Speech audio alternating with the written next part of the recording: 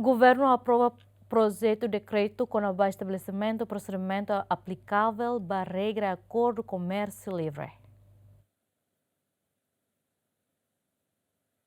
Conselho de Ministros e a quarta aprovam o projeto de decreto do governo, nebe apresenta o ministro do Comércio e Indústria Felipe Stino Pereira, nebe estabelece procedimento aplicável para a regra preferencial CIRA e a âmbito acordo comércio livre no acordo comercial a CIRA-Selo. Objetivo do decreto do governo de ANE, macato promove e facilita a exportação e importação social no comércio entre Timor-Leste, onde parceiro comercial estratégico CIRA, no NEMOS atu prevene fraude com a base a origem. Diploma define procedimento para emissão certificado origem, estabelece regra, matadala no processo de avaliação se nebe aplicável ou determina origem usa exportação e importação se nebe retan benefícios e preferências patuais exito se nebe mais russe acordo se nebe temi ona. Além de diploma define responsabilidades russe autoridade competente sira e âmbito russe regras origem liu exerce função emissão certificação, inspeção, verificação, no recepção, provas origem. Aqui para cobertura, GMN.